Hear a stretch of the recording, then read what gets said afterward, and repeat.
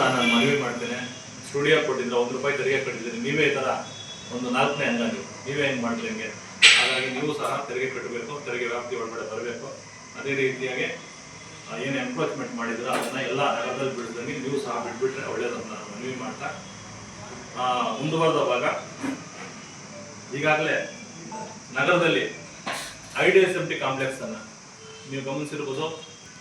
ಅದನ್ನು ಏನು ಕಾಂಪ್ಲೆಕ್ಸ್ ಇತ್ತು ಅದನ್ನು ರಿನೋವೇಟ್ ಮಾಡಿ ಮೇಲ್ಗಡೆ ಅಂಗಡಿಗಳು ಮಾಡಿ ಬೀದಿ ಬದಿ ವ್ಯಾಪಾರಸ್ಥರಿಗೆ ಮತ್ತು ಏನು ಸಣ್ಣ ಪುಟ್ಟ ಅಂಗಡಿಗಳ ನಗರದಲ್ಲಿ ಬೀದಿ ಬದಿ ಮಾಡ್ತಾರೆ ಅವರಿಗೆಲ್ಲ ಒಂದು ಶೆಲ್ಟರ್ ಕೊಡಬೇಕಂತ ಗೌರವಾನ್ವಿತ ಸಚಿವರು ಈಗಾಗಲೇ ಸುಮಾರು 22.65 ಲಕ್ಷಗಳಲ್ಲಿ TUDFC ಒಂದು ಸಹಯೋಗದೊಂದಿಗೆ ಆಕ್ಷನ್ ಪ್ಲಾನ್ ಮಾಡಿ ಟೆಂಡರ್ ಎಲ್ಲ ಮಾಡಿ ಕಾರ್ಯವನ್ನು ಮಾಡಬೇಕಂತ ಹೊರಟಾಗ ನಾವು ಅಲ್ಲಿ ಗಮನಿಸಿದಾಗ ಅಲ್ಲಿ ಮೇಲ್ಗಡೆ ಚಾವಣಿ ಎಲ್ಲ ತೆಗೆದಿದ್ದಾರೆ ಮತ್ತು ಫಿಟ್ನೆಸ್ ಸರ್ಟಿಫಿಕೇಟ್ ಕಳಿಸಿದಾಗ ಅನ್ಫಾರ್ಚುನೇಟ್ ಆಗಿ ಈಗ ಅದು ಬಂದಿದೆ, ಫಿಟ್ನೆಸ್ ಇಲ್ಲ ಅಂತ BWಡಿಂದನೂ ಕೊಟ್ಟಿದ್ದಾರೆ ಮತ್ತು ಬೇರೆ ಕಡೆಯಿಂದ ಕೊಟ್ಟಿದ್ದಾರೆ. ಇಲ್ಲಿ ಹೇಳ್ತಾರೆ, ಸಮಯ ವಾಸ್ತವಿಕವಾಗಿ ಕಂಡು ಬಂದಿರುವ ಕಟ್ಟಡ ಸ್ಥಿತಿಗತಿಗಳನ್ನು ಅವಲೋಕಿಸಿ ಸದರಿ ಕಟ್ಟಡ ಬಳಕೆಗೆ ಯೋಗ್ಯವಾಗಿದೆ ಅಂತ ಮಾಡ್ತಾರೆ. ಸೊ ಇದಕ್ಕೆ ಹಲವಾರು ಕಾರಣಗಳಿರ್ಬೋದು. ಯಾವುದೇ ರೀತಿ ಈ ಕರೋನಾ ಟೈಮಲ್ಲಿ 10 ವರ್ಷ ಶೆಲ್ಟರ್ಸ್ ಬಂದ್ ಮಾಡಿದಾಗ ಮೇಲ್ಗಡೆ ರೂಪಿಂಗ್ ಎಲ್ಲ ಹೋಗಿರೋದಿರ್ಬೋದು.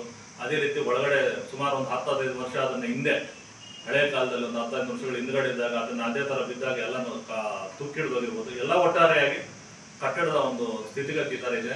ನೀವು ಈಗಾಗಲೇ ಗಮನಿಸಿರ್ಬೋದು, ಒಂದು ವಾರದ ಹಿಂದ್ಗಡೆ ಬೆಂಗಳೂರು ನಗರದಲ್ಲಿ ವಿಕ್ಟೋರಿಯಾ ಹಾಸ್ಪಿಟಲ್ ಗೋಡೆ ಕುಸಿದಾಗ ಅದು ಅನಾಹುತವಾದಾಗ ಸುಮಾರು ಜನ ಅಧಿಕಾರಿಗಳನ್ನ ಸಸ್ಪೆಂಡ್ ಮಾಡಿದ್ದಾರೆ.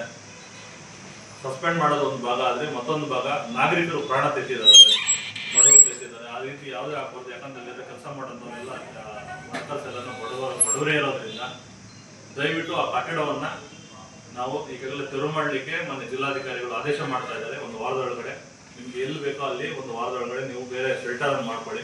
ಆದಷ್ಟು ಹೆಚ್ಚುವರಿ ಅಂಗಡಿಗಳನ್ನ ನಾವು ಹಾಕ್ತಾ ಇದೀವಿ. ಹಾಕಿದಾಗ ಈಗಾಗಲೇ ಯಾರ್ದು ಟರ್ಮ್ ಮುಗಿದಿರಲ್ವೋ ಅವ್ರಿಗೆ ಮತ್ತೆ ಮರುಸ್ಥಾಪನೆ ಮಾಡ್ತೀವಿ ನಾವು ಅಲ್ಲಿ. ಅವ್ರಿಗೆ ಯಾವುದೇ ರೀತಿ ಹೊಟ್ಟೆ ಮೇಲೆ ಹೊಡೆಯುವಂತ ಕೆಲಸ ಆಗಲಿ ಮಾಡೋದಿಲ್ಲ. ಅದನ್ನು ಜಿಲ್ಲಾಧಿಕಾರಿಗಳು ನಿರ್ಧರಿಸ್ತಾರೆ. ಸೊ ಅದನ್ನು ನಾಡಿದೊಳಗಡೆ ನಾವು ಮೀಟಿಂಗ್ ಅವ್ರನ್ನೂ ಕರೀತಾ ಇದೀವಿ.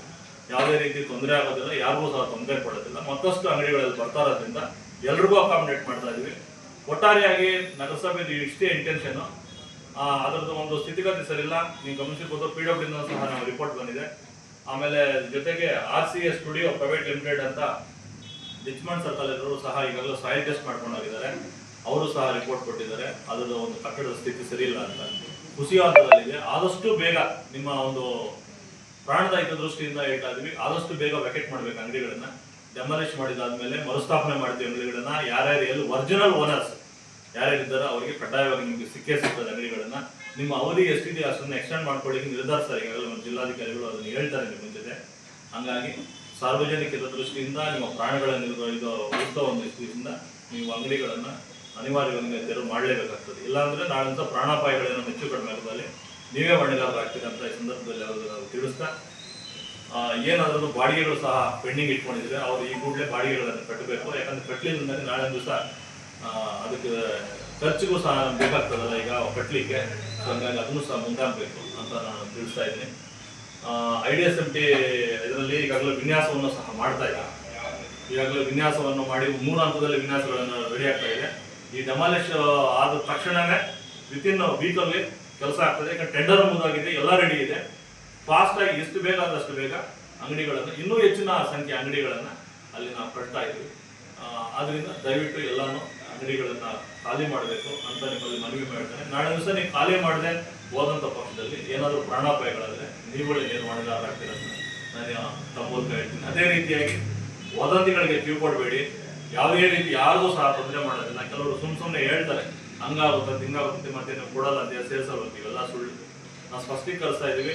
ನಿಮ್ಮ ಏನು ನಿಗದಿತ ಅವಧಿ ಇದೆ ಅದನ್ನ ಜಿಲ್ಲಾಧಿಕಾರಿಗಳು ಸ್ಪಷ್ಟೀಕರಿಸ್ತಾರೆ, ನಿಮ್ಗೆ ಅದನ್ನು ಮಾಹಿತಿ ಕೊಡ್ತಾರೆ. ಯಾರೂ ರೀತಿ ತೊಂದರೆ ಆಗೋದು ಮಾಡೋದಿಲ್ಲ. ಉದ್ದೇಶ ಇಷ್ಟೇ, ಹೊಸ ಕಟ್ಟಡ ಬರಲಿ. ಈಗ ಏನು ಅದು ಶಿಥಿಲವಾಗಿದೆ ನೀವು ಗಮನಿಸ್ಬೋದು. ಈಗಾಗಲೇ ಕುಸಿಯಾದ ಹಂತದಲ್ಲಿದೆ. ಮೇಲ್ಗಡೆ ನಾವು ರೂಫಿಂಗ್ ಚೆಕ್ ಮಾಡಿದಾಗ ನೀವು ಪತ್ರಕರ್ತರು ಚೆಕ್ ಮಾಡ್ಬೋದು, ಎಲ್ಲ ಹೋಲ್ಸ್ ಬಿದ್ದಿದ್ದಾವೆ ಮೇಲ್ಗಡೆ. ಆಮೇಲೆ ಅದ್ರ ಏನು ಸ್ಟೆಬಿಲಿಟಿ ಇರ್ತದೋ ಕಟ್ಟಡದ ಪಿಲ್ಲರ್ಸ್ ಅದು ಸಹ ಎಲ್ಲಾನು ಒಡೆದು ಹೋಗ್ತಾ ಇದೆ. ನೀವೆಲ್ಲ ಗಮನಿಸಿರ್ತೀರ. ಸುಮಾರು ಸರಿ ಪತ್ರಿಕೆಗಳಲ್ಲೂ ಸಹ ನೀವೆಲ್ಲ ಸುದ್ದಿ ಮಾಡಿದ್ದೀರಾ. ಇವನ್ ನಮ್ಮ ನ್ಯೂಸಲ್ಲೂ ಸಹ ಲಾಸ್ಟ್ ಟೈಮ್ ಸುದ್ದಿ ಮಾಡಿದ್ದನ್ನು ಗಮನಿಸಬಹುದು. ಸೊ ಹಂಗಾಗಿ ನಾನು ಹೇಳ್ತಾ ಇದ್ದೀನಿ, ದಯವಿಟ್ಟು ಆದಷ್ಟು ನಿಮ್ಮಲ್ಲಿ ಮನವಿ ಮಾಡ್ತೀನಿ, ವಾಟ್ಸಪ್ಗಳಲ್ಲಿ ದಯವಿಟ್ಟು ಅಂಗಡಿಗಳನ್ನ ವಿತಿನ್ ಎ ವೀಕ್ ನೀವು ಬೇರೆ ಕಡೆ ಮಾಡಿಕೊಂಡು ನಮಗೆ ತೆರವು ಮಾಡಲಿಕ್ಕೆ ಅನುಕೂಲ ಮಾಡಬೇಕು ಅಂತ ನಾನು ಮನವಿ ಮಾಡ್ತೀನಿ. ಈಗ ಎಷ್ಟು ಅಂಗಡಿ ಅದ್ರ ಜೊತೆ ಹಿಂದ್ಗಡೆ ಇರುವಂತ 63 ಐಡಿಯಾಸ್ ಉಂಟು ಈಗಾಗಲೇ, ಜೊತೆಗೆ ನಮ್ಮ ಮುನ್ಸಿಪಲ್ ಅಂಗಡಿಗಳು ಸುತ್ತಲೂ ಇದಾವೆ. ಆ ಮಟನ್ ಇರ್ಬೋದು, ಪೋರ್ಕ್ ಅಂಗಡಿಗಳು, ಅದು ಈಗಾಗಲೇ ಅವಧಿ ಮುಗಿದಿದೆ. ಅದನ್ನು ಸಹ ಸೇರಿಸ್ಕೊಂಡು ಎಕ್ಸ್ಟ್ರಾ ಅಂಗಡಿಗಳು ಕಟ್ತೀವಿ. ಡಬಲ್ ಆಗ್ಬೋದು, ಅಂಗಡಿ ಡಬಲ್ ಆಗುವಂತ ಚಾನ್ಸಸ್ ಇದೆ. ಈಗ ಏನೋ ಅಂಗಡಿ ಮಾಲೀಕರು ಮತ್ತೆ ನೆಕ್ಸ್ಟ್ ಅವ್ರಿಗೆ ಆ ಅಂಗಡಿಗಳು ಸೇರುತ್ತಾ ಅಂತ ಅದನ್ನ ನಾಳೆ ಹೇಳ್ತಾರೆ ಜಿಲ್ಲಾಧಿಕಾರಿಗಳು. 100% ಅವ್ರಿಗೆ ಸೇರುತ್ತೆ. ಅಂದ್ರೆ ಯಾರು ಮೂಲ ಓನರ್ ಇರ್ತಾರೋ ಅವ್ರಿಗೆ ಯಾವುದೇ ರೀತಿ ಅನ್ಯಾಯ ಆಗಲ್ಲ. ಅಗ್ರಿಮೆಂಟ್ಸ್ ಏನ್ ಮಾಡ್ಕೊಂಡಿದಾರೋ, ಡೆಪಾಸಿಟ್ ಏನ್ ಕಟ್ಟಿದ್ರು ಅವ್ರಿಗೆ ಡೆಫಿನೆಟ್ ಆಗಿ ಅವ್ರಿಗೆ ಸಿಗೋಂಥದ್ದು, ಅವ್ರ ಟರ್ಮ್ ಏನಿದೆ ಸಿಗೋಂಥ ವ್ಯವಸ್ಥೆ ನಾವು ಮಾಡ್ತೀವಿ. ಯಾರಿಗೋ ಒಕ್ಕಲೆಬ್ಸಕ್ಕಂತ ಹೋಗೋದಿಲ್ಲ. ಈಗ ಇಮಿಡಿಯೇಟ್ ತೆರವು ಮಾಡಿ ಅಂಗಡಿಗೆ ಅನುಕೂಲ ಮಾಡ್ಕೊಡ್ಬೇಕು. ಈಗ ಟೈಮ್ ಏನಾರ ಕೊಡ್ತೀರಾ ಸರ್ ಇವತ್ತು? ಅವನ್ ಜಿಲ್ಲಾಧಿಕಾರಿಗಳು ಮೋಸ್ಟ್ ನಾಳೆ ಮೀಟಿಂಗ್ ಕರೀತಾರೆ, ಅವ್ರಿಗೆ ನಿರ್ಧರಿಸ್ತಾರೆ. ನಾನು ಅವರ ನಿರ್ದೇಶನ ಏನಿದೆ ಅದನ್ನ ತಮ್ಮ ಮೂಲಕ ನಾನು ತಿಳಿಸ್ತಾ ಇದ್ದೀನಿ. ಏನಿರ್ತದೆ ಅವರಿಗೆ 24% ಅಂದ್ರೆ 2% ಎವರಿ ಮಂತ್ ಏನಿದೆ ಅದ್ರ ಪ್ರಕಾರ ಅವ್ರು ದಂಡ ಕಟ್ಟಲೇಬೇಕು. ಸೆಟಲ್ಮೆಂಟ್ ಇಲ್ಲ, ಯಾವುದೇ ರೀತಿ ಸೆಟಲ್ಮೆಂಟ್ ಕಾಪಿ ಏನಿದೆ ರೂಫಿಂಗ್ ಇದೆಯೋ, ರೂಫಿಂಗ್ ಕಂಪ್ಲೀಟ್ ಆಗಿ ನಮ್ಮನ್ನೇ ತೆಗೆದು, ನಮ್ಮ ಉದ್ದೇಶ ಇಷ್ಟೇ. ನಮ್ಮ ಉದ್ದೇಶ ಏನಾಗಿದೆ ಅಂದ್ರೆ ಹೊಸದಾಗಿ ಅದನ್ನ ರಿನೋವೇಟ್ ಮಾಡಿಬಿಟ್ಟು ಇಮಿಡಿಯೇಟ್ ಆಗಿ ಅವ್ರ ಮೇಲ್ಗಡೆ ಕಟ್ಟಿ ಬೀದಿ ಬದಿ ವ್ಯಾಪಾರಸ್ಥನ ಶಿಫ್ಟ್ ಮಾಡ್ಬೇಕನ್ನೋ ಒಂದು ಉದ್ದೇಶನ ನಾವು ಫಿಕ್ಸೇಪ್ ಆಗಿದ್ದು. ಆಕ್ಷನ್ ಪ್ಲಾನ್ ಆಗಿತ್ತು, ಟೆಂಡರ್ ಆಗಿತ್ತು. ಸೊ ಅಲ್ಲ ಚೆಕ್ ಮಾಡಿದ್ರೆ ಸ್ಟೆಬಿಲಿಟಿನೇ ಕಾಣಿಸ್ತಾ ಇರಲಿಲ್ಲ. ಆಮೇಲೆ ರಿಪೋರ್ಟ್ ಬರೋದು ಸ್ವಲ್ಪ ಲೇಟ್ ಆಯ್ತು ನಮಗೆ. ಹಂಗಾಗಿ ಈಗ ಬಂದಿದೆ, PWD ಬಂದಿದೆ, ಆಮೇಲೆ ಬೇರೆ ಕನ್ಸಲ್ಟೆಂಟ್ಸ್ 3 ಜನ ತಗೊಂಡಿದ್ದಾರೆ. ಅದು ಲೇಟ್ ಆಗಿದ್ದಕ್ಕೆ ನಾವು ನಿಲ್ಸಿದೀವಿ. ಇಲ್ಲಾಂದ್ರೆ ಇಷ್ಟೊತ್ತಿಗೆ ಕಾಮಗಾರಿನೇ ಸ್ಟಾರ್ಟ್ ಆಗೋದು. ಕಾಮಗಾರಿ ಸ್ಟಾರ್ಟ್ ಆಗಿ 3 ಹಂತದಲ್ಲಿ ಯಾರು ನಮ್ಮ ಹಣ್ಣು ಮಾರರಿದ್ರು, ತರಕಾರಿ ಮಾರಿದ್ರು, ಬೀದಿ ಬದಿ ವ್ಯಾಪಾರಸ್ಥರು, ಅವರಿಗೆ ಒಂದು ಶೆಲ್ಟರ್ಸ್, ಅಲ್ಲಿ ಇರೋರಿಗೆ ಒಂದು ಶೆಲ್ಟರ್ಸ್, ಉಳಿಕೆ ಅಂಗಡಿಗಳನ್ನು ಹರಾಜು ಮಾಡ್ಕೊಡೋಂಥ ವ್ಯವಸ್ಥೆ ಸಹ ನಾವು ಮಾಡ್ಬೇಕು ಅನ್ಕೊಂಡಿದ್ವಿ. ಸೊ ಈಗಿರೋದ್ರಿಂದ ಕಡ್ಡಾಯವಾಗಿ ತೆಗಿಲಿಲ್ಲ ಅಂದ್ರೆ ಡೆಫಿನೆಟ್ ಆಗಿ ಹೇಳ್ತೀನಿ, ಮಳೆ ಬಂದಾಗ ಬಿದ್ದೋಗುತ್ತೆ, ಪ್ರಾಣಾಪಾಯಗಳು ಖಂಡಿತ ಆಗ್ತದೆ. ಅದಕ್ಕೆ ನಾವು ಮುನ್ನೆಚ್ಚರಿಕೆ ಕ್ರಮವಾಗಿ ಈಗಲೇ ಒಂದು ಬೇಗನೆ ತೆಗಿಸ್ಬೇಕಂತ ಮಾಡ್ತಾ ಇದ್ವಿ. ಈಗಾಗಲೇ ನೀವು ಗಮನಿಸಿರ್ಬೋದು, ಸುಮಾರು ಜನ ಅಂಗಡಿಗಳು ಶಿಫ್ಟ್ ಮಾಡ್ಕೊಂಡಿದ್ದಾರೆ. ಈಗಾಗಲೇ ನನ್ನ ಗಮನಕ್ಕೆ ಬಂದಾಗ ಒಂದು 10 ರಿಂದ 15 ಜನ ಅಂಗಡಿಗಳು ಶಿಫ್ಟ್ ಮಾಡ್ಕೊಂಡಿದ್ದಾರೆ. ಐಡಿಯಾಸ್ ಸಂಸ್ಥೆಯಲ್ಲಿ 179 ಅಂಗಡಿಗಳಿದ್ದಾವೆ. ಅದ್ರ ಪಕ್ಕದಲ್ಲಿ 65 ಅಂಗಡಿಗಳು ನಮ್ಮ ಮುನ್ಸಿಪಲ್ ಅಂಗಡಿ ಇದ್ದಾವೆ. ಸುಟ್ಲು ಏನು ತರಕಾರಿ ಅಂಗಡಿಗಳು ಬಂಕರ್ ಸ್ಟೇಪ್ ಮಾಡಿದ್ರಲ್ಲ, ನಾವು ಟೋಟಲ್ ಎಲ್ಲ ಅಂಗಡಿಗಳು ತೆಗೆದು ಇನ್ನೂ ಹೆಚ್ಚುವರಿ ಅಂಗಡಿಗಳು ಮಾಡಿ 3 ಹಂತದಲ್ಲಿ ಮಾಡಿ ಕೆಳಗಡೆ ಪ್ಲಾನಿಂಗ್ ನಿಮ್ಗೆ ಹೇಳ್ತಾರೆ ಜಿಲ್ಲಾಧಿಕಾರಿಗಳು, ಅದ್ರ ಪ್ರಕಾರ ಮಾಡಿ.